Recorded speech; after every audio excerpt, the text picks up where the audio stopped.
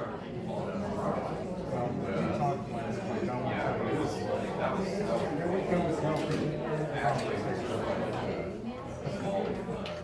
we're going to go ahead and get started because we got a lot of things going on tonight. So thank you all for coming out. We have one more week of the Apologetics, so that'll be next Thursday, the 18th. And if this is your first time here, feel free to sign up in the back, and we'll be glad to send you information. We hope you come back, even for the last meeting. It's totally unrelated to what's going on tonight. We've made every week something different. And so if you can get on the list there, and then I can email you things about next week. And then during the whole off time, we'll be off during the summer, we can shoot out, individual things as we see fit. Something comes along that's interesting, we'd be glad to keep you in the loop on that. So sign up if you haven't been here before. And Ron and Bonnie gave us a flyer here that I'm just going to share a couple of points on. They're sitting over there by the waters. And it's St. Mark, which is a church over in Encinitas, has something called the Future of Sex Ed, opting in or opting out with Dean Broyles. Some of you know Dean Broyles. What's the law concerning parental rights in sex ed? What's the current future curriculum for sex ed? Is it science-based? Can parents and children opt out, and should they? So this is something that might appeal to some of you. And then the other thing I wanted to, I forgot, where'd Vivian and Jan go? They're sitting in the back. Thank you guys so much did you guys see all the snacks over there? Unbelievable. And Louise brought, what'd you bring, Louise? I didn't see. Oh, okay. Yum. Oh, wait, where'd Rick go? Rick's over there. Thank you, Rick. You guys.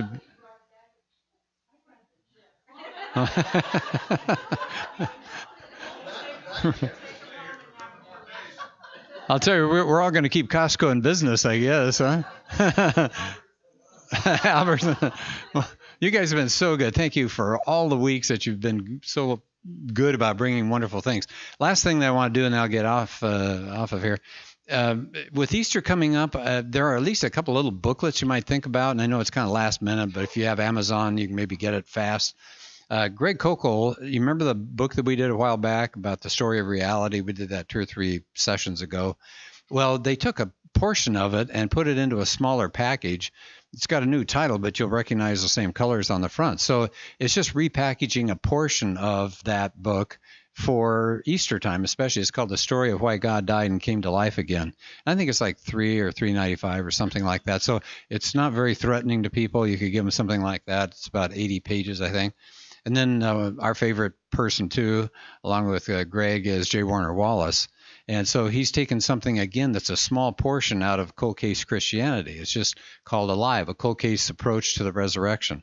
So if you know people that might be interested in something like that, feel free to pass them along. So Steve is coming along here to carry the first half of tonight, and then we're so glad to see Nathan back healthy among us. So Nathan will be doing the second half. Great. Thank you, Gary.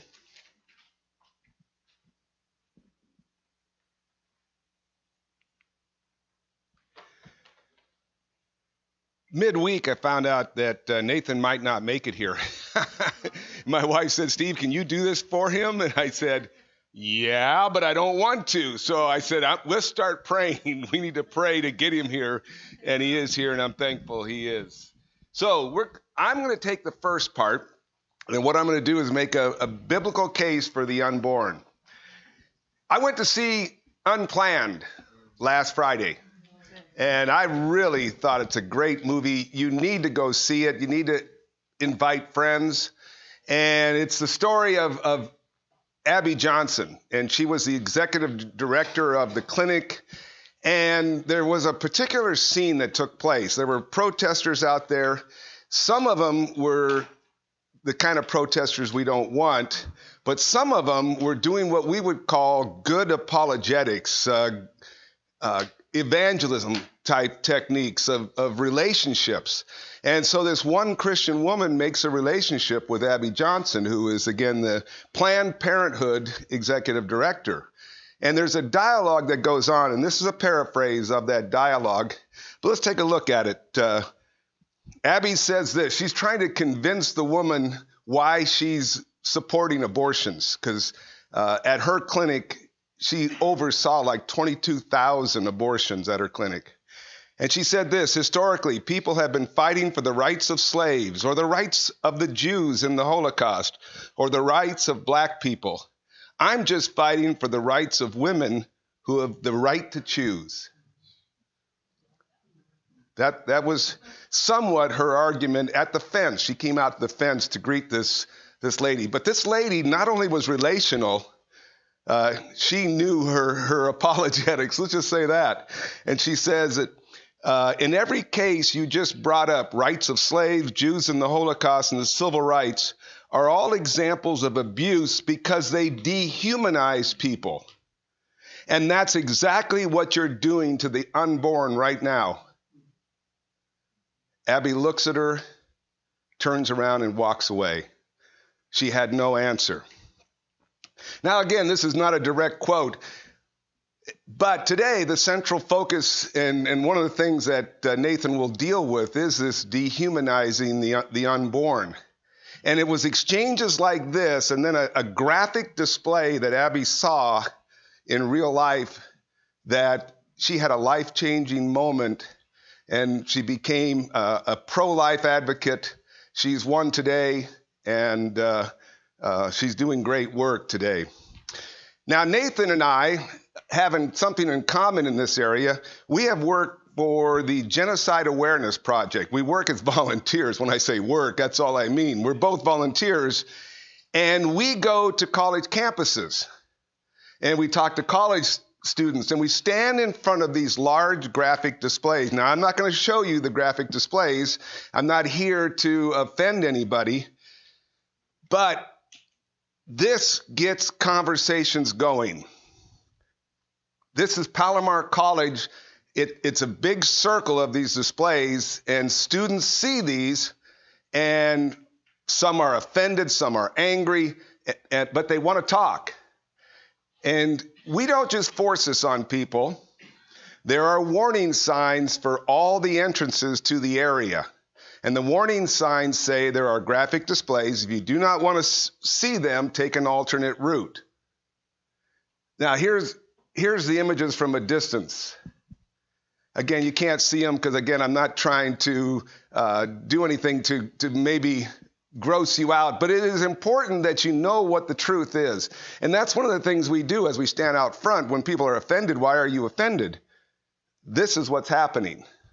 This is what abortion is, and that's what they see. They see the results of abortion. As I said before, it's controversial. Not everybody agrees with us doing that, but Nathan and I continue to go there.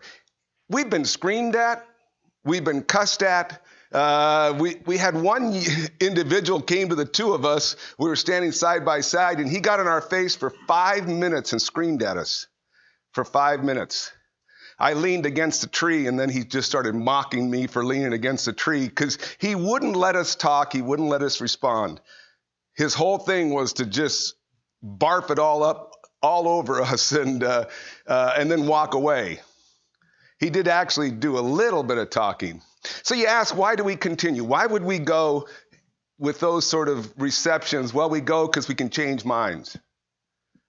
It does happen. People walk away they come pro-abortion, they walk away pro-life. Or they walk away thinking about their beliefs. Because we're calm. We don't yell. We don't scream. We talk to people. In fact, it gets pointed out over and over again as we stand out there, is the opposition. They always give an area for the opposition to protest, and they shout, they scream, they yell at us. People come over and say, man, it's so nice to come over here and talk to people who want to talk. And so, the tactics of being a good apologist, being a good ambassador for Christ really works there. At the University of Tennessee, they had displays up for a few days. 8 pregnant women talked to people there. They were all considering abortion. When they left the University of Tennessee, they decided to have their babies. All 8 of them were convinced not to have an abortion because of these sort of graphic displays and the people out there making a good case. Currently, there's the Georgia heart rate bill, or heartbeat bill. How many have heard of that? The Georgia heart. Yeah, look at. See, it's front page news right now, and it bans most abortions with a heartbeat, which occurs around 6 weeks, I think it is, that they can detect a heartbeat, which means no abortions after 6 weeks, with the exceptions of rape and incest. Not going to make an argument why, the baby is still innocent, but that would be a great bill. I wish California would do something like that. Currently, there are no abortions after 20 weeks in Georgia. And I don't know if the governor has signed it yet. It's awaiting the signature. It did get signed, but now more than likely it's going to go to the courts. Okay. So it passed the House, the Senate, governor signed it. Now it's going to go to the courts. Well, Alyssa Milano and Hollywood has gotten involved. And they want to boycott Georgia, not bring any entertainment to Georgia because of this heartbeat bill. And she says the bill will strip women of their bodily autonomy. Nathan, again, I'm going to keep pointing back to Nathan. He's going to deal with stuff like that. She tweeted this: "I love God, I believe in God." Interesting. Then she says, "But I don't believe my personal beliefs, of which we can't confirm, should override scientific facts and what we can confirm." Well, then she quotes Jesus. "If I have told you this is Jesus. "If I have told you earthly things and you do not believe, how can you believe if I tell you heavenly things?" From John 3:12. Well, her big problem, both science and the Bible are pro-life. Nathan will take on the science. This evening, I'm taking on the Bible. Now, we can't use the Bible in the public square. I don't use the Bible when I'm making my case in front of the images to college students, whether it be Palomar, Maricosta, San Diego State. It's philosophical arguments. Scientific arguments is what we use. And what we should know is how to respond to somebody who uses the Bible. We should know how it condemns abortion and how to answer people who quote it. So that's what I'm going to do tonight. I'm going to try to do that quickly and then get Nathan up here.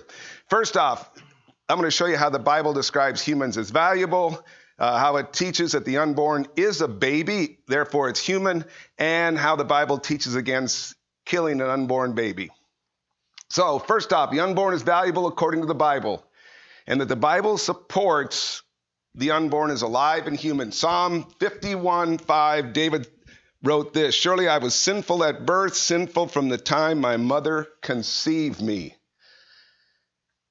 Nathan had just rebuked David for his sin with Bathsheba, and he then repents. It's a beautiful psalm, Psalm 51. His repentance, it's heartfelt, it's true, but only a human can be sinful, not a blob of cells. And so therefore at conception, David was human. Second one is Jeremiah 1:5. "Before I formed you," this is God speaking, "in the womb, I knew you. Before you were born, I set you apart. I appointed you as a prophet to the nations."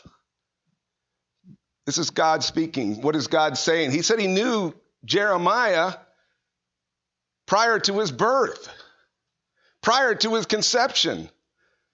And God called him before he's born. Therefore, he has to be human. He can't be a glob of cells. Another passage from Genesis 25:21-22. "The Lord answered his prayer, and his wife Rebekah became pregnant. The babies jostled each other within her, and she said, 'Why is this happening to me?' So she went to inquire of the Lord." Key is the babies, is what the Bible calls the unborn. The unborn is a baby. It's human. and they were wrestling inside. That's true. They wrestle inside and then they come out and they continue to wrestle all through their life. Brothers do. One more. Luke 1:15. And he, talking about John the Baptist, will be filled with the Holy Spirit even from his mother's womb. Only a human can be filled with the Holy Spirit. So God confirms that the unborn baby has a name, and that name is John.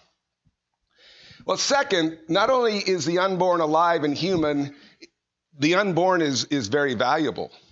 Humans are very valuable. There are these terms, intrinsic and instrumental. And first, let's start with instrumental value. Instrumental value, you're valuable for what you do, what you produce, what you can do. If you can't do anything, you're not valuable. Therefore, the unborn has no instrumental value. Yes? That's not true when you look at what it does to the mother's brain. Okay, so there may be some physiological value there, but there isn't any, quote, instrumental as far as society says, contributions that the unborn does for society. That's how they would measure instrumental. And that's why they can be for abortion. If they are using instrumental as their measure, then they can be for abortion, and they also can be for euthanasia. We old people, if we're no value, if we can't contribute, take us out. Some of you, whoa, wait a second, what are you saying? That's when instrumental value is the key, and that's what many of the pro-abortion, they are looking at that value, instrumental value. However, the Bible talks about intrinsic value. We are valuable because we're human. God says we're made in his image. That means every human, the unborn, the older, the ones with special needs are all valuable because they're made in God's image, because they're human. Let us make man in our image and our likeness, and let them rule over the fish of the sea and the birds of the air, over the livestock, over all the earth, and over all the creatures that move on the ground. Genesis 1:26. And then Psalm 139. I'll just read the underlined sections. I praise you because I am fearfully and wonderfully made. This is David writing. All the days ordained for me were written in your book before one of them came to be. Your eyes saw my unformed body. David was valuable as an unborn human baby. Wonderfully made. So the Bible establishes humans are extremely valuable. We're made in his image. And it's written about David, but we can apply that to us. When we were in the womb, God saw us wonderfully made. In fact, humans are so valuable, God came to earth as one.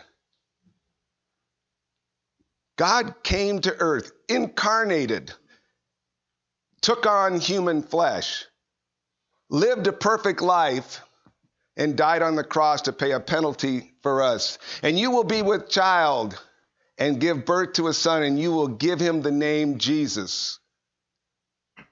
Gabriel was speaking to Mary. You will be with child. Again, pointing out that the unborn is a child, is a baby. Mary then responds, how will this be? Mary asked the angel, since I am a virgin. The angel answered, the Holy Spirit will come upon you, and the power of the Most High will overshadow you. So the Holy One will be born, will be called the Son of God. The Holy One to be born. Last, so now we have, first off, the unborn is alive and human. It is called, the unborn is called a baby. And the unborn is valuable. Well, last, the Bible speaks out against killing an innocent human being. And we all know this passage. This is why it is wrong to kill an unborn, precious unborn human baby. Exodus 20:13, you shall not murder. Now, the King James Version here gets it wrong. You say, the King James gets it wrong. What do you mean by that? Well, it is not, you shall not kill. Why? Well, the author intended that Hebrew word that he used referred to taking an innocent life. What is taking an innocent life? There are times when government is given the power to kill, but to take an innocent life is actually called murder. In the NIV, which a lot of people don't like, but they get it right this time. The NIV gets it right, and so do some of the other versions. It is do not murder, is what it is. Again, the unborn in the womb is a baby, based on Luke 1:41. When Elizabeth heard Mary's greeting, the baby leaped in her womb. Luke 1:44, as soon as the sound of your greeting reached my ears, the baby in my womb leaped for joy. It is a baby. It is human. It is alive. Therefore, killing an unborn baby is murder. Plain and simple, according to the Bible. Again, we can't use the Bible, but here's what it teaches. The unborn baby is in his or her mother's womb. The baby is not a glob of cells, but a precious unborn human being. Babies are valuable because they're made in the image of God, and murder is wrong. Therefore, killing an innocent unborn baby is wrong, according to the Bible. Those are my 3 points. All right, so let's get back. Let me finish with Alyssa Milano. She took the quote out of John 3. Of course, she took it out of context. That's what we talked about at the beginning of this session as far as the weeks that came up, and I dealt with many problems with the Bible. Most of the time, they take things out of context. This is no different. John 3 is Jesus speaking to Nicodemus, and it's all about being born again. Verse 3 addresses spiritual rebirth, not abortion. Alyssa Milano needs to take these verses to heart. All right, that's my part, and I'm going to turn over to Nathan. Let me quickly introduce him. He just came back from Jordan. He was in the reserves. They sent him off for how many months? 10 months? 10 months. They sent him off for 10 months in Jordan. Beautiful Jordan. They were training the Jordanian army on the border of Syria, helping support their efforts. He blogs and works for Scott Klusendorf. I mentioned him last week, but Scott Klusendorf's organization called the Life Training Institute. I've known Nathan since high school. He showed an interest, him and a friend by the name of Tim Gussie showed an interest in apologetics. They started hanging around, asking questions, learning as much as they could in high school. And then as we developed a friendship, we spent between 50 and 100 hours at my house talking to Mormons. And we may restart that again now that he's back. It died after he left, and maybe we'll restart it. But he has a passion for evangelism. And then he also contributed to a curriculum that a team wrote at my house that met for a year. He was part of that team while he was in college. So he has a great amount of knowledge in a variety of areas, but his specialty is the pro-life apologetics. And thank you for your service, and thank you for your passion to defend the life of the unborn. Let's give Nathan a nice round of applause.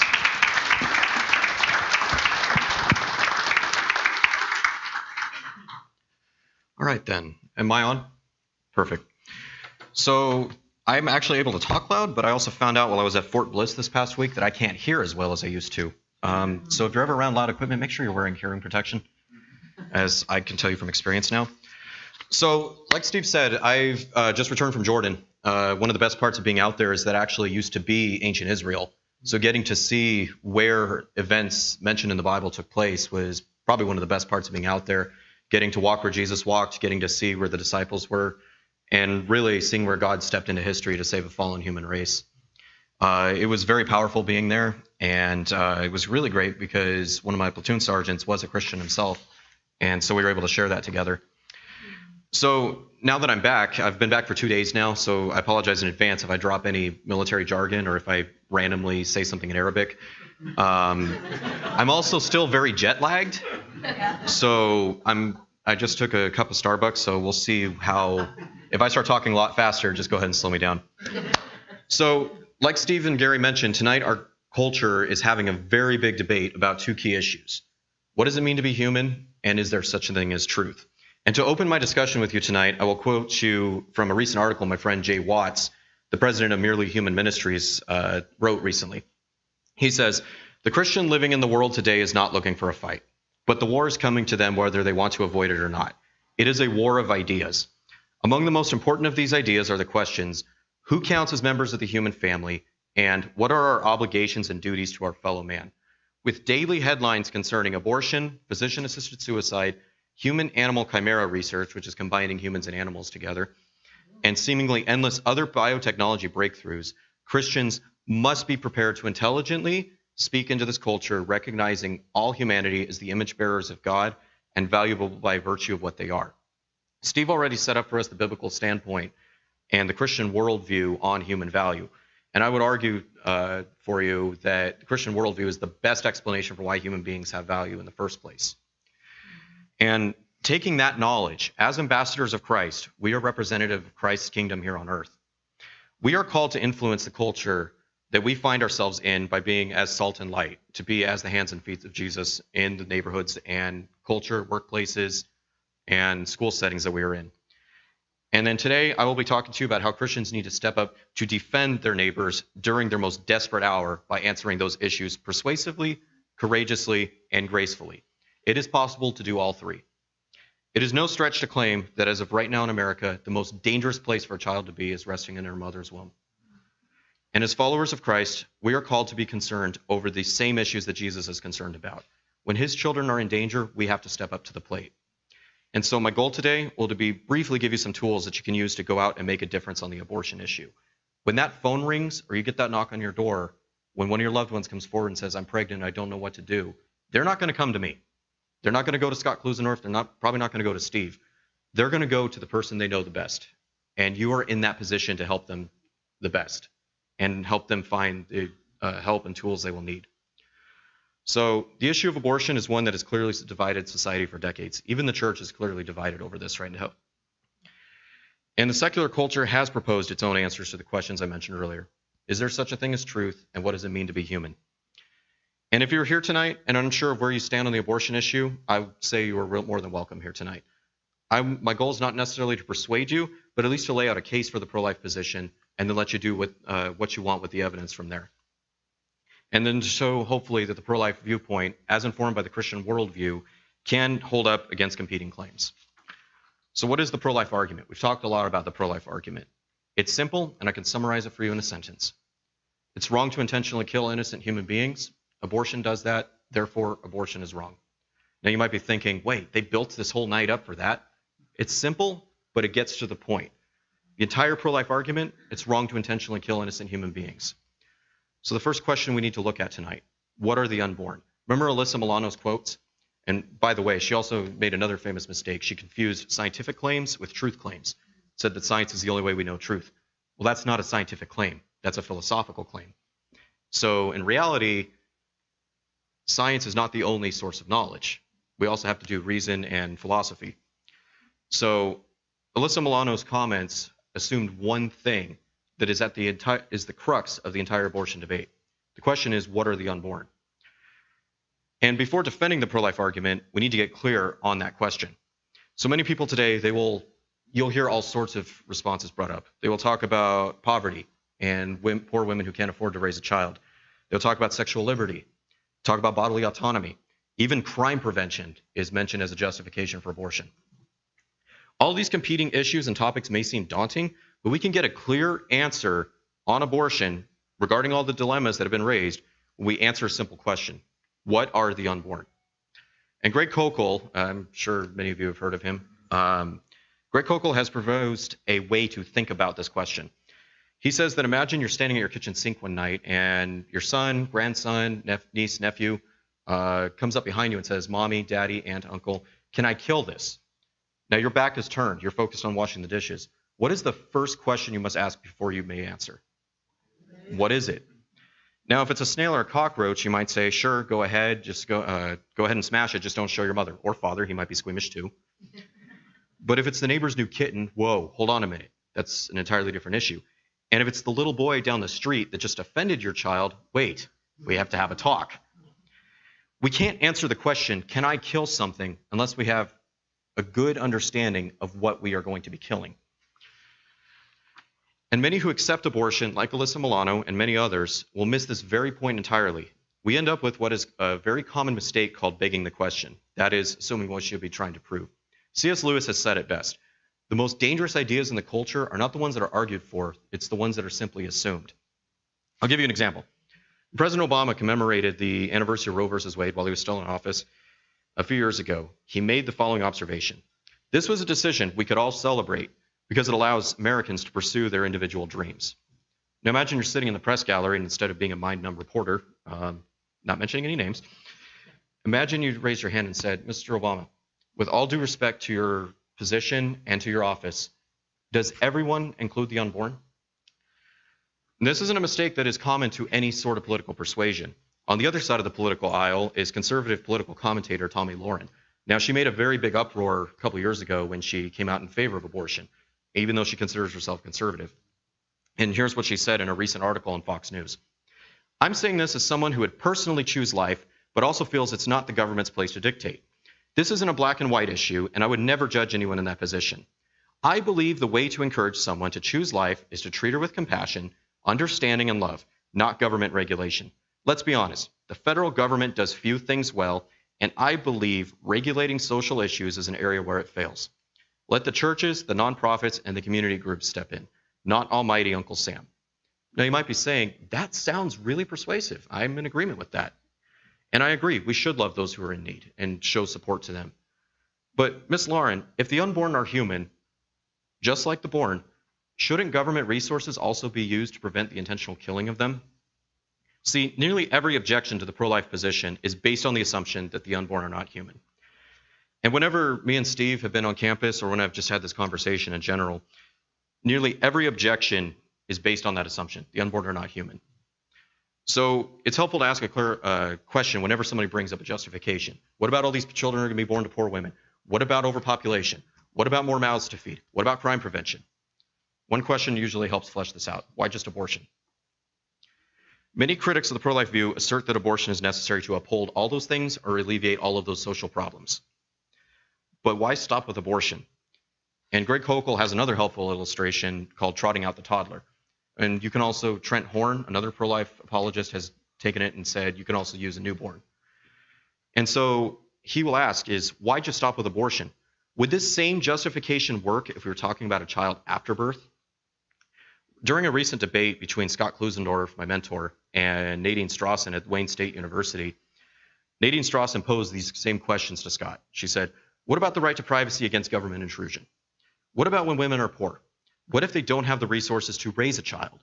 What if they're pregnant as a result of a rape or incest? And what about the gender inequality that results from women choosing to have their children? Scott simply walked up and said, I agree with everything Nadine just said. We shouldn't intrude on people's privacy. We shouldn't force poor women to have children they can't afford. We shouldn't cause gender inequality in the market. I agree completely if the unborn are not human. And that will be the topic of our debate tonight. So, trotting out the toddler, Scott said this in response also. Sure, these are all important issues. Like I said, I agree if the unborn are not human. What if I had a toddler in front of me? Suppose poverty is the problem. Mother's pregnant and she can't afford the 5 children she already has, and now she has a 6th one on the way.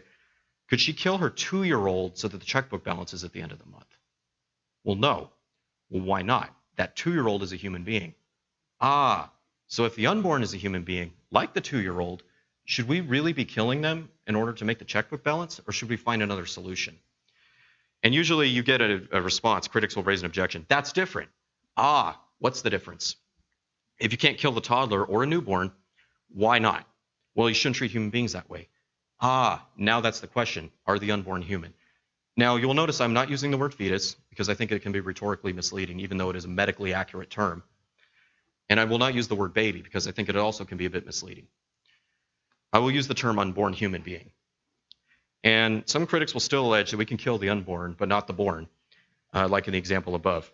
And we could talk about that in a little bit, but the question that is at the crux of 90% of objections to the pro-life view is based on the assumption, what are the unborn are not human? So now we know what the question is. What does abortion hinge on? It hinges on the answer to the question, what are the unborn? So what's the answer to the question? The unborn are human beings. And when we talk about this, we don't go to the Bible. The Bible is a great source, but like Steve said, we can't use the Bible in the public square. It's not because the Bible is completely irrelevant. It's because the culture has decided the Bible is irrelevant. Okay, fair enough. What is the relevant field of research then? It is the science of embryology. And the science of embryology has said that from the moment of conception, each one of us was a distinct, living, and whole human being. This isn't mere opinion or alternative facts, as some like to assume or assert. This has been clearly established fact by embryologists since the 19th century. And I'll give you a few examples. Keith Moore, writing in the book, The Developing Human, Clinically Oriented Embryology. This is a college textbook that is used in medical schools and for embryologists worldwide. He writes, human development begins at fertilization, when a sperm fuses with an oocyte, which is the technical term for an egg cell, and to form a single cell, the zygote. This highly specialized totipodent cell, meaning it can give rise to any cell type in the body, marks the beginning of each of us as a unique individual. G.C. Schoenwolf, writing in Larson's Human Embryology. All of us were once human embryos, so the study of human embryology is the study of our own perinatal origins and experiences. One more example from embryology. Human reproductive biology, R.E. Jones. The fertilized egg, or zygote, is the beginning of a new diploid individual. Now, for those of you who have a degree in science or have a background in science, you might understand that diploid means you have two sets of chromosomes. So sperm and egg cell have one set. When they unite, they have two sets, and that is the source of the unique genetic signature that each one of us have. So diploid means that you have two sets of chromosomes. Haploid means you have one. So the unborn from the very beginning is an individual with its own unique genetic code that establishes it as a human being. Doesn't have the genetic code of any other being except a human. And that elective abortion intentionally kills that human being is something that is conceded by the most honest defenders of abortion today. And I'll cite a few examples for this. These are not pro-life activists. These are people who defend abortion and even perform abortions. First example, Naomi Wolf, writing in the New Republic in 1995. In clinging to a rhetoric about abortion in which there's no life and no death, we entangle our beliefs in a series of self-delusions, fibs, and evasions. And we risk becoming precisely what our critics charge us with being: callous, selfish, and casually destructive men and women who share a cheapened view of human life. We need to contextualize the fight to defend abortion rights within a moral framework that admits the death of the fetus is a real death. And she's not a pro-life activist. Camille Paglia, one second. Camille Paglia. Hence, I have always frankly admitted that abortion is murder, the extermination of the powerless by the powerful.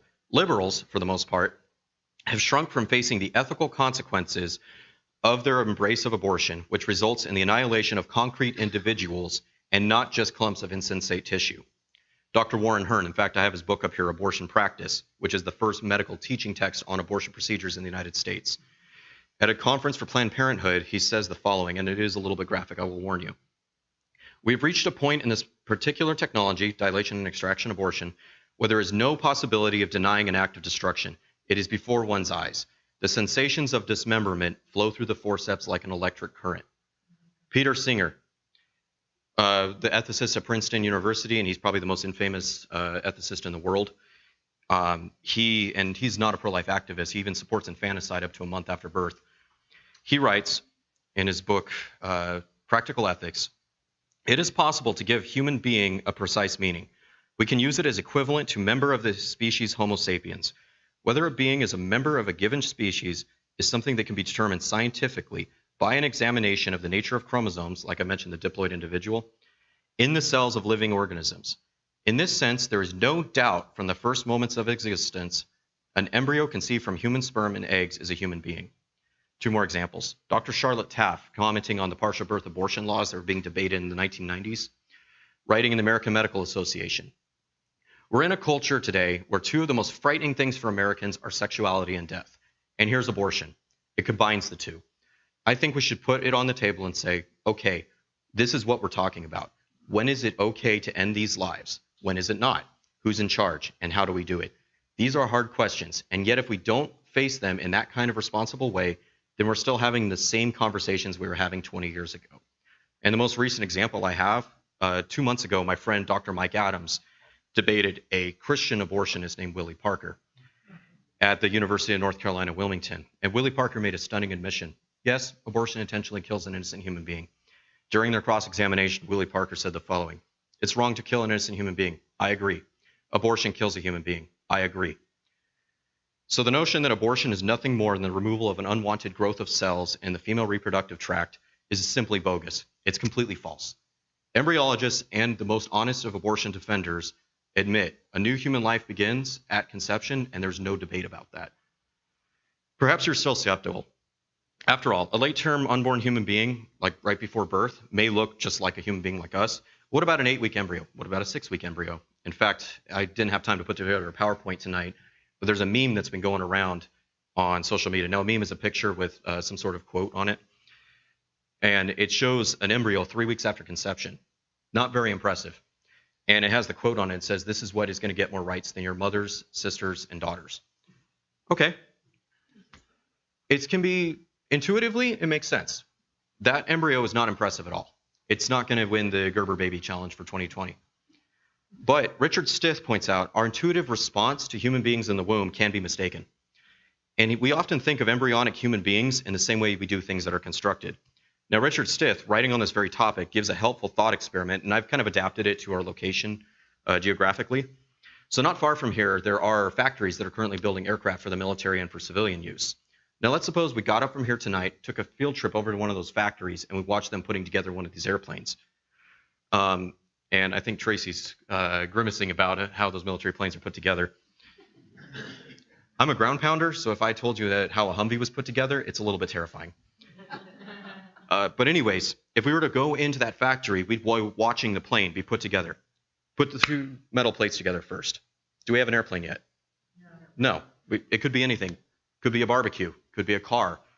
Could be a shelf. What about when we put the wings on? Do we have an airplane yet? Well, maybe. What about when we take the first test flight? Yeah, it's pretty much clear we have an airplane. We think of things as constructed in that way. You just become accustomed to it because of industrialization. But Stith points something out. Human beings in the womb are not made that way. They can do something that no constructed thing can do. They can develop themselves from within. And he gives a bit of an analogy. How many of you remember what a Polaroid camera is? Yeah. I'm the youngest person in the room, and I'm asking everybody else. Well, they've recently made a comeback. It's a lot of kids actually buy them. Fujifilm put out a version of it. You take a picture, it spits out the picture, and the picture develops itself in front of you. Actually, a really cool piece of technology. Now, Stith asks us to imagine we're on an African safari. Now, if you've been following the news, the San Diego Zoo, recently researchers from the San Diego Zoo photographed a black leopard for the first time in over 100 years. These cats are so rare, we haven't had a picture of them for over 100 years. So now imagine we're on that safari, and with your Polaroid camera, you take a picture of that black leopard leaping across the trail in front of you. You know National Geographic is going to pay probably thousands of dollars for that picture. Are you happy? Oh, I'll bet you are. Now imagine I come up to you, take that picture, and rip it up while it's still developing. Are you going to be mad now? Because I just threw away thousands of dollars. But then I tell you that that wasn't a picture of a black leopard. It was just a brown smudge on a piece of paper. You would look at me, for one, you'd say I was crazy. And you would say that black leopard was already there. We just couldn't see it yet. And as Stith points out, the embryo is already a human being, even if we can't see them yet. And actually, since our intuitions can be wrong, imagine that picture of that 8-week embryo, that 3-week embryo, or the embryo just after conception was one of your loved ones. You knew it was one of your loved ones. You might say, "Hey, Uncle Bill, that was you at 2 weeks after conception? Man, you didn't look any better then than you do now." See, our intuitions can be wrong. And as Chris Kaiser notes, and Chris Kaiser reiterates that, if we were to see a picture of ourselves at that stage of our development, this would become immediately clear to us. So I've talked about what the unborn are. The unborn are human beings from the point of conception. But now we have to ask what makes humans valuable.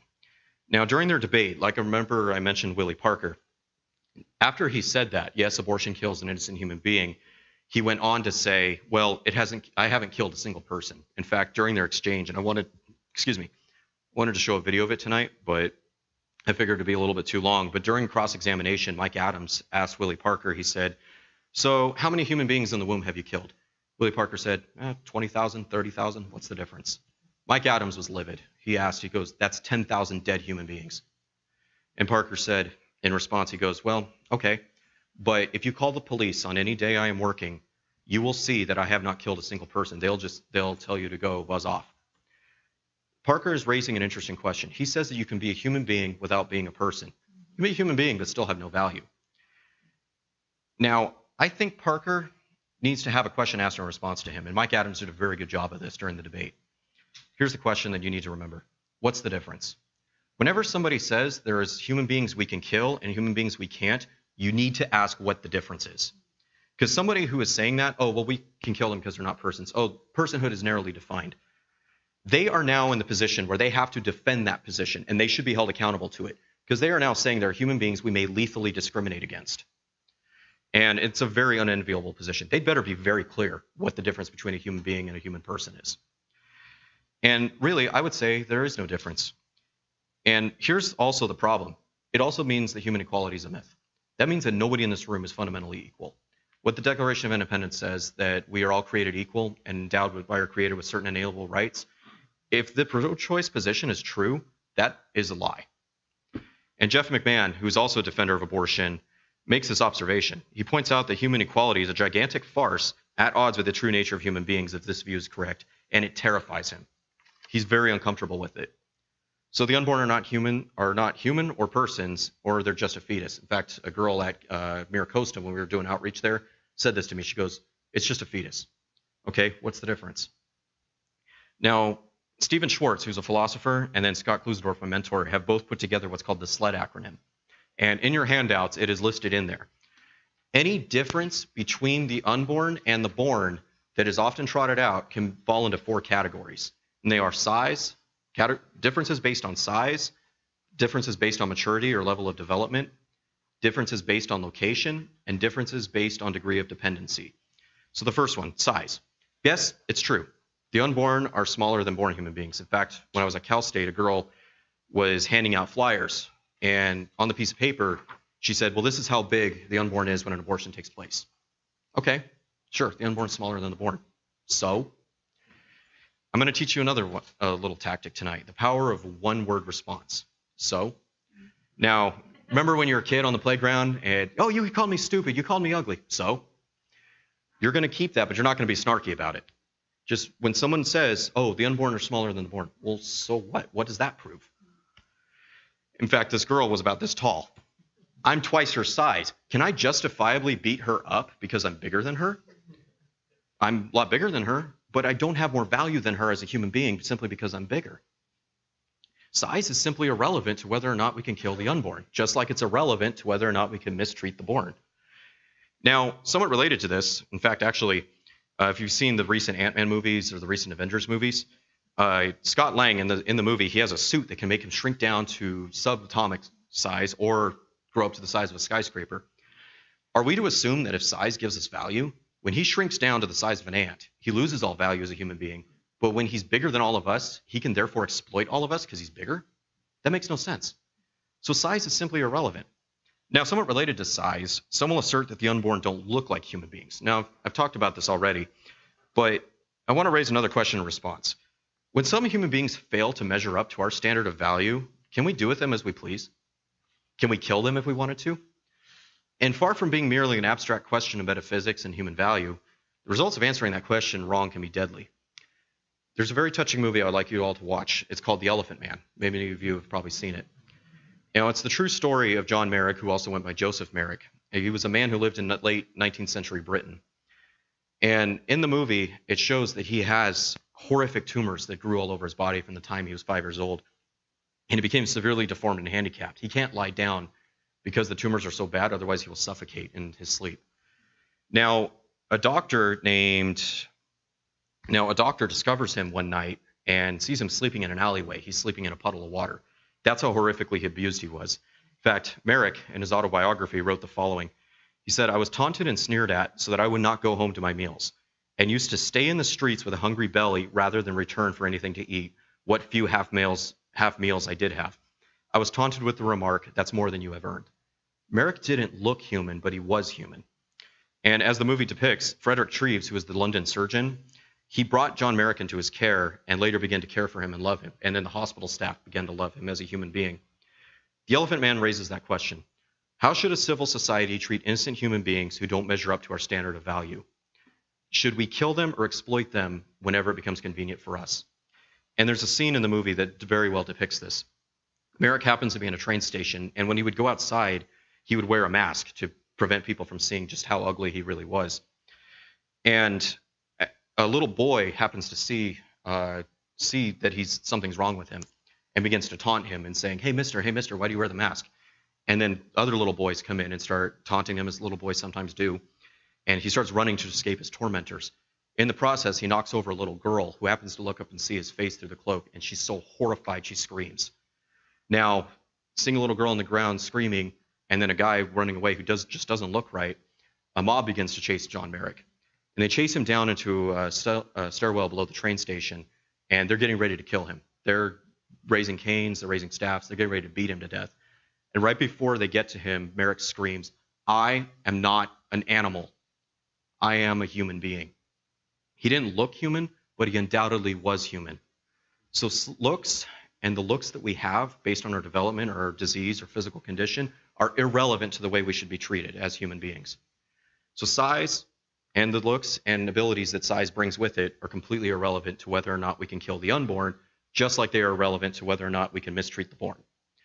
So maybe it's level of development that gives us value or maturity. Yes, unborn human beings are almost always, with a few exceptions, less developed and less mature than born human beings. Now, David Boonin is another pro-choice thinker, and I would say he's the best the other side has. And he likes pro-lifers. He will actually sit down and have dinner with you and have a really good conversation with you. Not all pro-choice advocates are as mean and screaming in your faces. Most of them are college students that do that. But David Boonin has actually thought through his position. In fact, my friend Chris Kaiser wrote his book, The Ethics of Abortion. Chris Kaiser is pro-life. David Boonin actually gave him a lot of positive feedback and tips on how to make his argument stronger. Now, Boonin, in his book, A Defense of Abortion, argues that abortion is permissible before organized cortical brain activity is there. That's a bit of a mouthful, so let me explain. Organized cortical brain activity, according to Boonin, means that you have a desire to go on living. Since you have a desire to go on living, if I take that desire away from you or interrupt it by killing you, I have wronged you in a great way. And since the unborn don't have that desire, we haven't really wronged them by killing them. Now, it sounds like a very persuasive argument, and Boonin is trying to give a secular reason for why killing is wrong.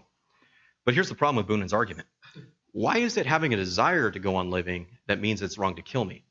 Suppose while I was in Jordan, we were training the Jordanian army, which got a little terrifying at times because they don't know how to use their weapons very often. We were at the range one day, and I was with my team leader, and we were doing what was called a walking drill, where the Jordanian soldiers were walking and shooting. Well, the company commander for the Jordanians picked up a rifle and decided to go start shooting on the range with us. Didn't get cleared onto the range, and it actually scared us because we thought we were going to get shot by accident. Imagine that I got hit by a round in the head and it destroyed the part of my brain that gives me desires to go on living. Can I suddenly be killed or exploited because I have no desire for anything? It makes no sense. Boonin would say, no, you still have a right to live even though you're damaged in that way. Or to use another example, Francis Beckwith and Scott Klusendorf point out, suppose scientists alter the brain of a child in the womb to where they never desire anything. Can we enslave them now? Can we use their organs for research? Can we kill them? Boonin would also say no, that's just not you can't do that to a child. Well, then it seems desires are not the thing that grounds our right to life. And pretty much anything else, level of development, sentience gets brought in, the ability to breathe sometimes gets brought in, heartbeat sometimes gets brought in. Level of development is irrelevant. A 2-year-old girl is less developed than a 14-year-old girl. She's less developed physically, she's less developed mentally, she's less developed sexually. But it doesn't make any sense to say we can abuse her simply because she's less developed. So level of development is irrelevant. Environment. Some will also say that the unborn is a human being as well. Not born yet. Duh. She is in the womb of her mother. In fact, New York's recent abortion law that you may have heard of when they lit up the World Trade Center pink to celebrate the passage of the abortion law. And I will say one thing in response. They said that abortion law was for a horrific last resort. Why on earth would you celebrate being able to have a horrific last resort? That makes no sense. And actually, the New York abortion law doesn't limit it to just cases where the mother's life is in danger. they say that it's health, also for the mother's health. Under Doe versus Bolton, which is the companion case to Roe versus Wade, abortions are legal in the 3rd trimester if they cause a health problem. Doe versus Bolton defines health to include socioeconomic health, familial health, and mental health. So if having a child in the 3rd trimester will stress a woman out, if she can convince a doctor, she can get an abortion in the 3rd trimester. And Willie Parker, the Christian abortionist, performs abortions in the 3rd trimester. So New York says that you have to be born and be alive in order to qualify as a person with protections under the law.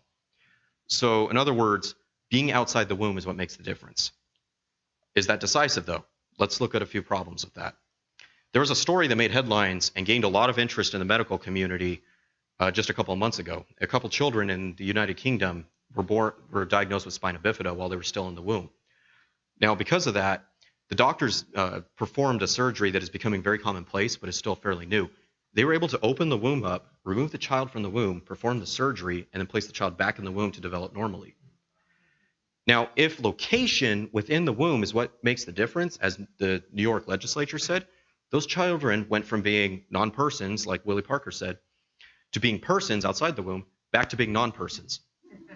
Now imagine what happens if we did multiple surgeries. Person, not a person. Person, not a person. Makes no sense. Environment is simply a change of location. It's not a change of moral status and the right to be protected against unjust harm.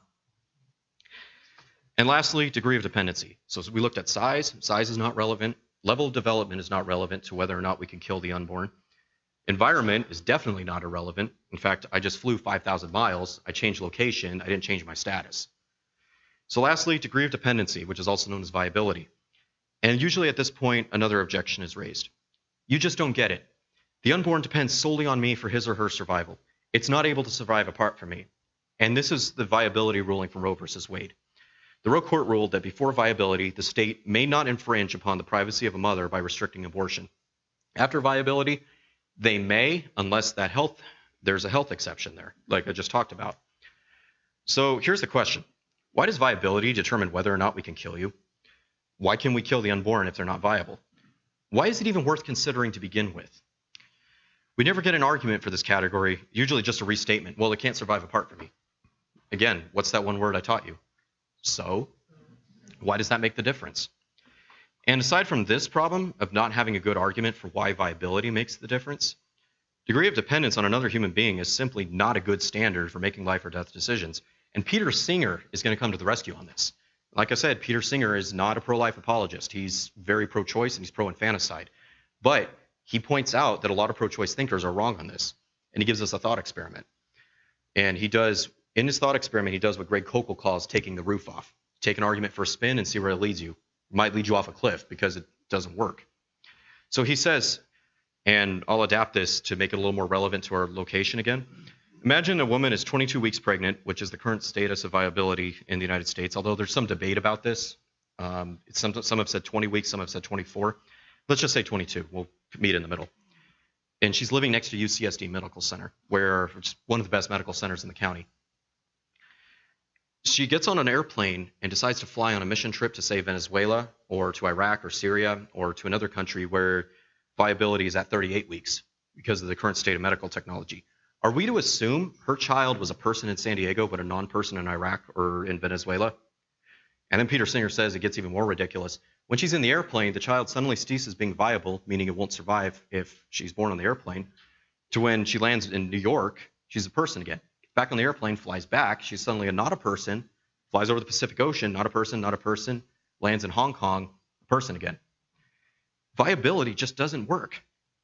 And I have one more thought about this to offer you all. The degree to which some human beings depend on others for survival doesn't even out after birth. Some human beings after birth are greatly dependent on others for their survival, whether they be infants needing their parents' support or the support of a hospital staff, a soldier gravely wounded on the battlefield, an elderly patient who cannot function without the support of their caretaker and without the hospital. If dependence on another human being means we can kill the unborn, then there is no principle and no foundation by which we may protect born human beings who also depend on us. And this is not the fearful musings of pro-life activists. This is a reflection of the current writings of secular bioethicists like Peter Singer, Alberto Giubilini, and Francisca Minerva. They say that the born can now be killed because they depend on us. If dependency makes the difference, then we cannot protect the born any more than we can protect the unborn. So dependency is just not a good standard. So we've looked at size, we looked at level of development, we've looked at environment, and we've looked at degree of dependency. Those are the 4 categories of differences between the unborn and the born. Not a single one justifies intentionally killing the unborn.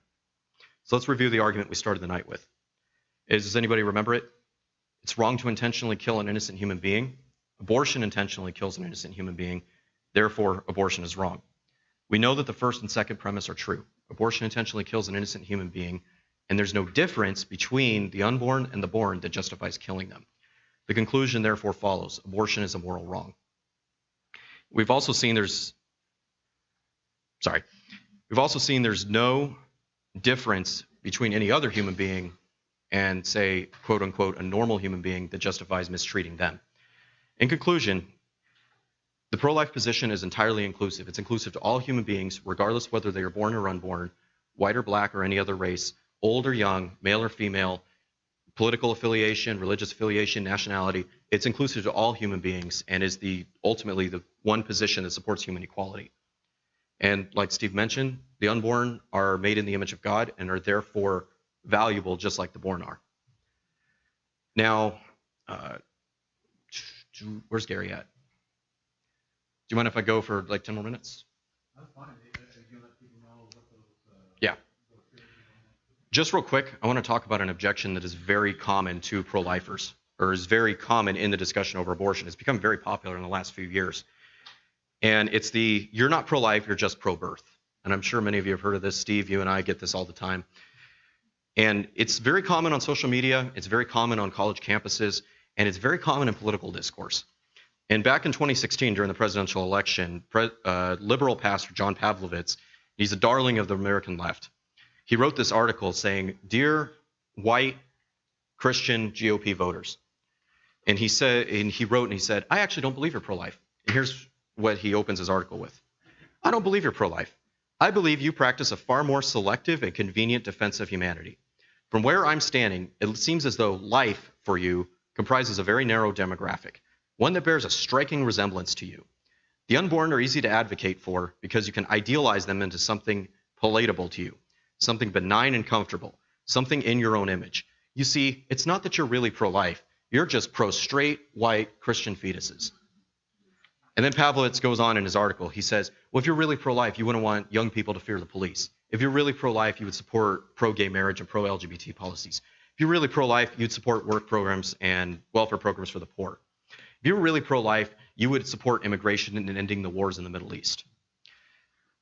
And any pro-lifer who opposes Pavlovitz on any of those issues is excusing their callousness by advocating for the unborn because the unborn are safe to hide behind.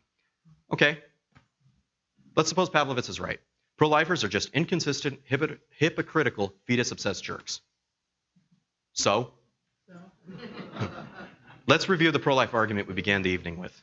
It's wrong to intentionally kill an innocent human being. Abortion intentionally kills an innocent human being. Therefore, abortion is wrong. How does Pavlovitz's diatribe against pro-lifers refute or somehow cast doubt on that argument I presented? It doesn't. It doesn't even touch it. And 2 types of people raise the inconsistency objection: crusaders and inquirers. You respond to them differently. The inquirer is someone who is sincerely trying to grapple with what the pro-life view means for her worldview. She wants to know how she can approach other issues of great human need, like poverty or like immigration, while still upholding her pro-life viewpoint. The crusader's different. He doesn't care. He just wants to score rhetorical points and make you look bad.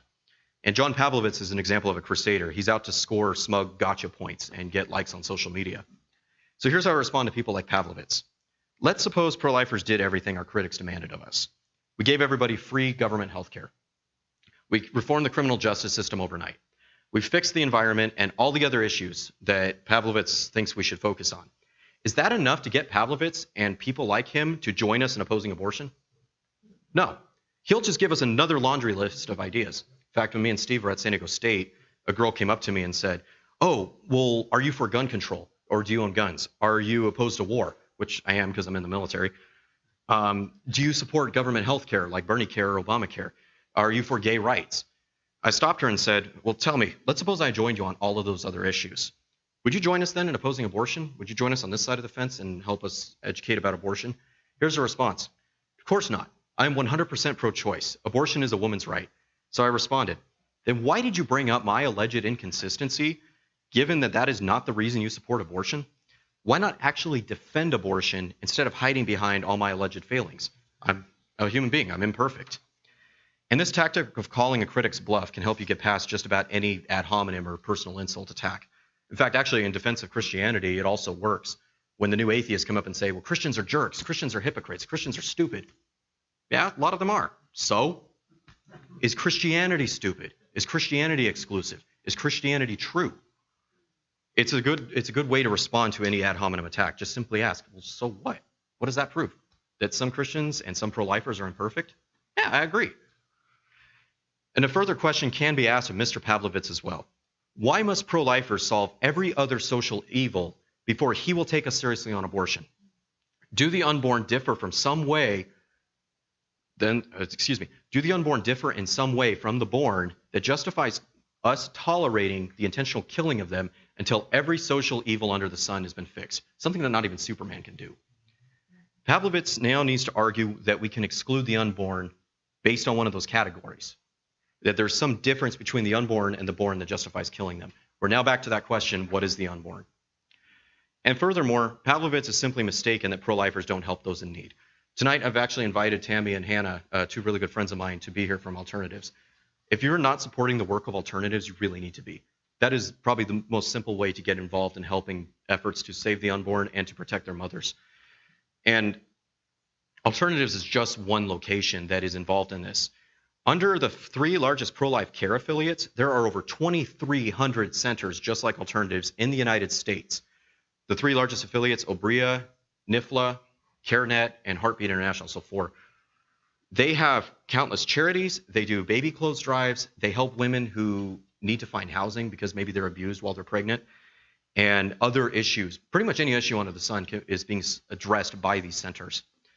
Not only that, but pro-lifers work tirelessly to aid women and children in need in other ways.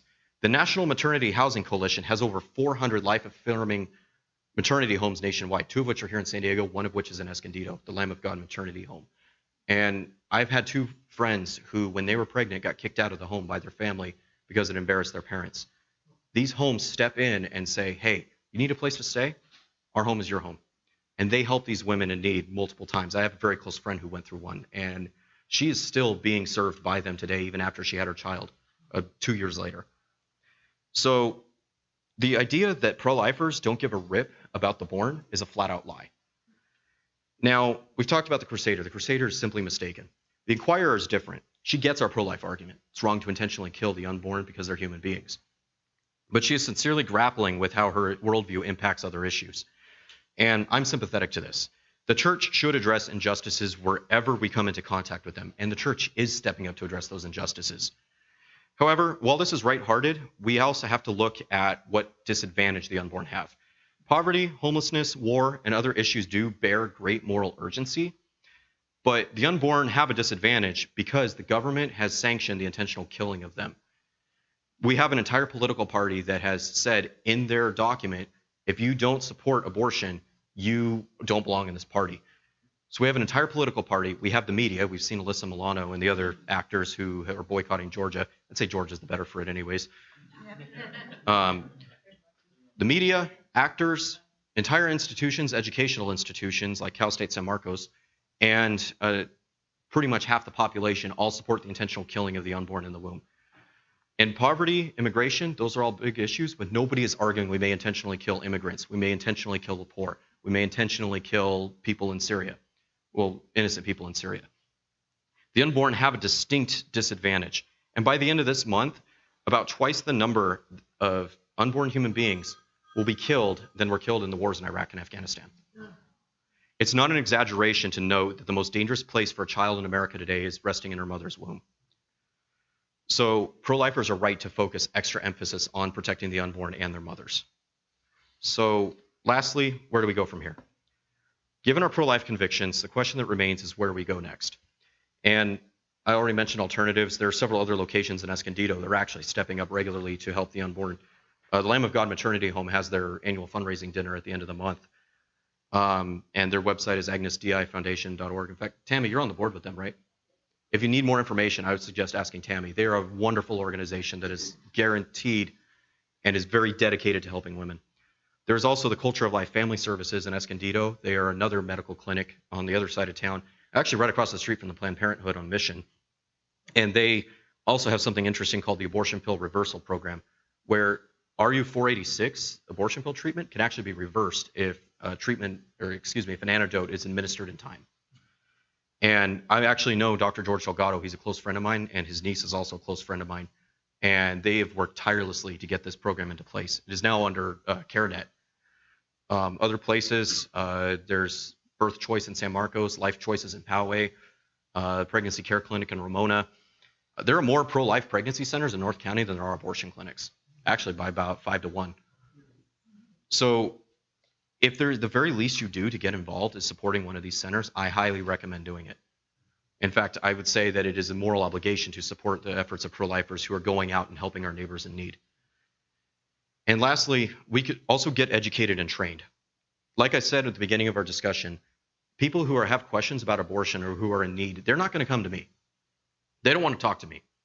They want to talk to the people they're closest with, their friends, their neighbors, their relatives, their parents, their brothers and sisters. They're going to go to you. And, excuse me, as J. Warner Wallace has said, we don't need another $1 million pro-life apologist. In fact, no pro-life apologist is a millionaire. I can guarantee that. But they are going to go to the people, they're going to go to the $1 pro-life apologists, the one who are equipped to talk with them gracefully. And I highly recommend getting trained. In fact, that's why I brought the 2 handouts tonight. One was written by my mentor, Scott Klusendorf. It's a summary of the argument I presented. It can be easily remembered, and it is a very concise way of remembering the argument that I presented tonight. The other one was actually written by yours truly, and it is addressing the "you're not really pro-life" argument that is very popular. People think it's a good argument. It's not. So those are 2 ways to get started. There are other groups like Stand to Reason. Stand to Reason is probably one of the best places to start with. The Life Training Institute, who I currently write for, and then also another group called Human Defense Initiative. I have some of the cards from them in the back there. I'm a regular contributor to them. I write apologetics material for them. And if you want a good source for pro-life news sent right to your email inbox, Human Defense Initiative is one of the best. And it's brand new. It started 1.5 years ago. And it's already taken off. I'm really excited to see how God uses it. And it's all millennials. People say the millennials get a bad rap. Well, usually that's something we deserve. But it's all millennials, people in my age group, who are writing for this and producing information on how to best defend the unborn. So those are a few examples. Also, the Equal Rights Institute, Josh and Timothy Brom up in Fresno, Justice for All, and Center for Bioethical Reform, Created Equal. All these groups provide the apologetics training needed to be able to best defend the unborn. And Jesus calls out those who pass by their neighbors in their great time of need. He also calls on us, as the body of Christ, to be a light for him in the world, no matter how dark the world gets. The unborn and their mothers are our neighbors in need, and they are worth every last ounce of our efforts to be protected and loved. Thank you for your time.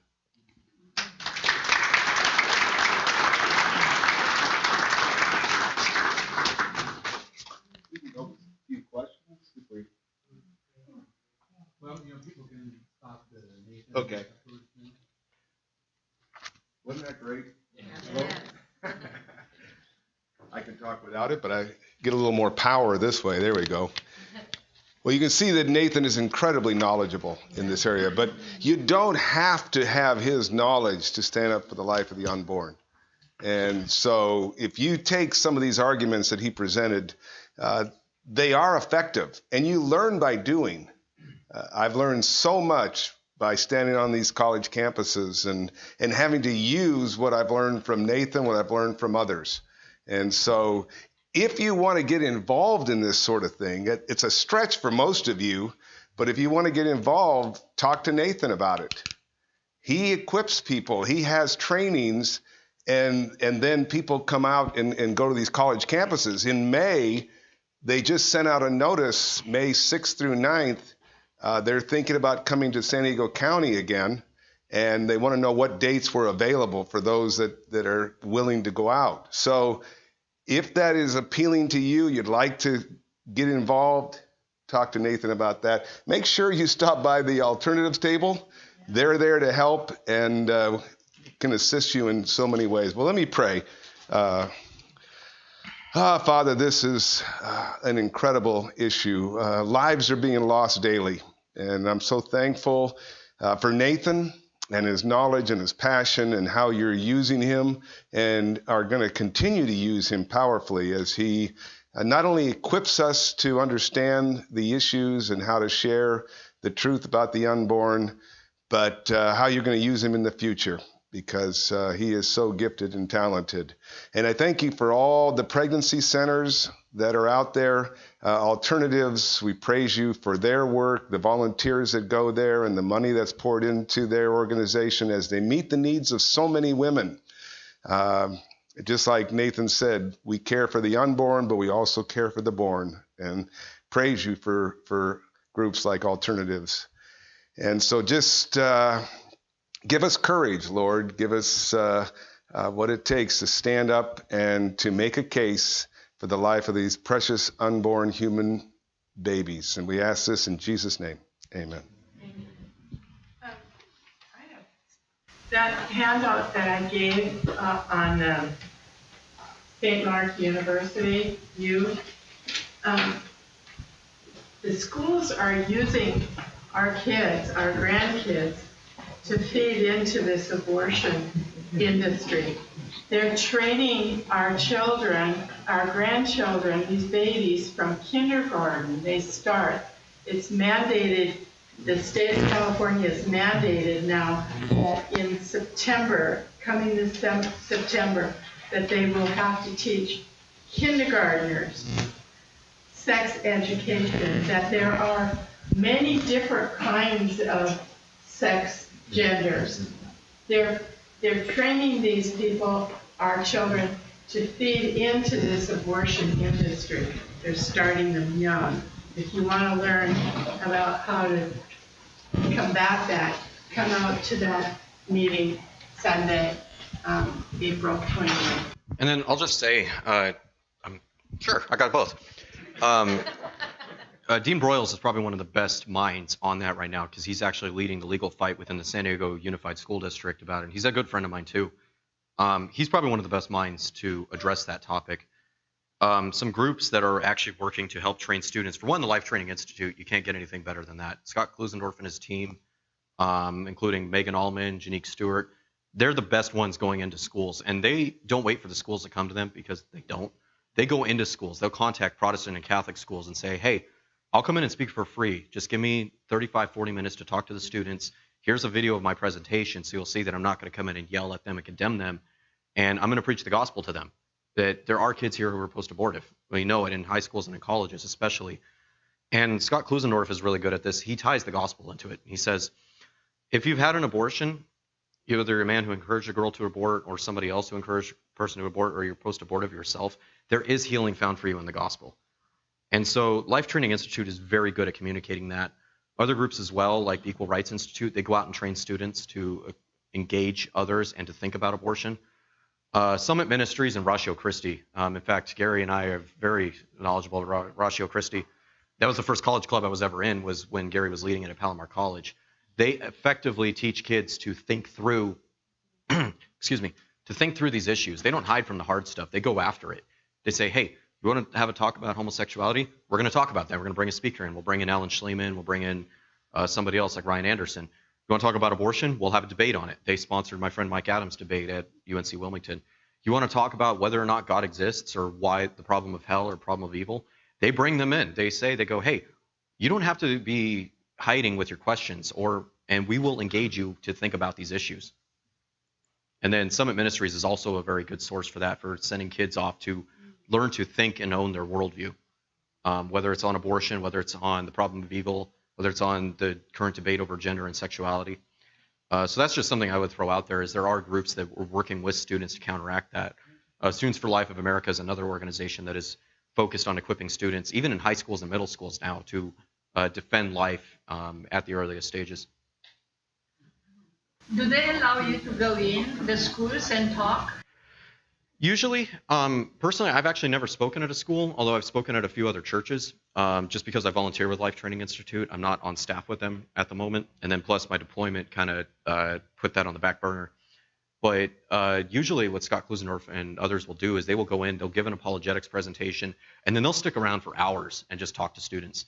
My friend Jay Watts, he started a ministry as an offshoot of Life Training Institute called Merely Human Ministries, and he does that all the time. And they'll just sit there and they'll talk with students. Students come up and ask questions, and they love students.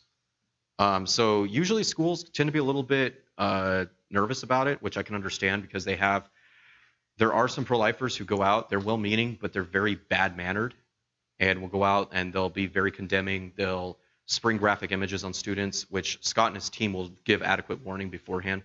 And even when we go to campuses, we try and make sure there's actual warning signs posted.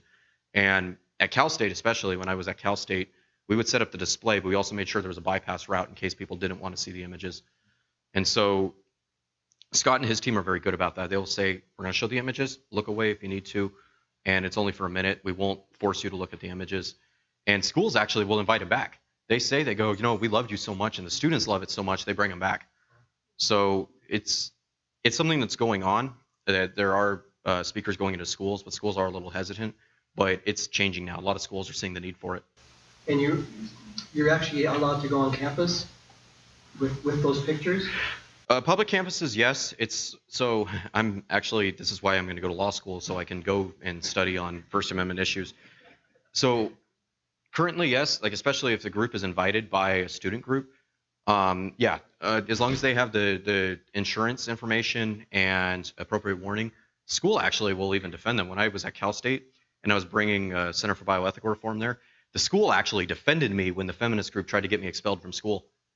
The school actually, it was really funny, the conversation I had with two administrators.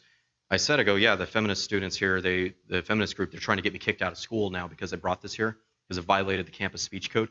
The administrator started cracking up and goes, no, you were fully within your First Amendment rights. Tell them to go kick rocks.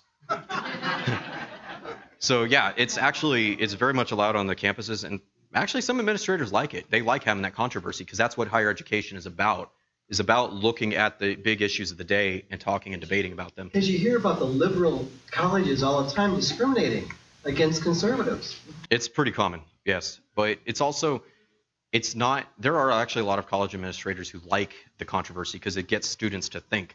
They don't just sit in a little bubble. They actually get out and engage other viewpoints.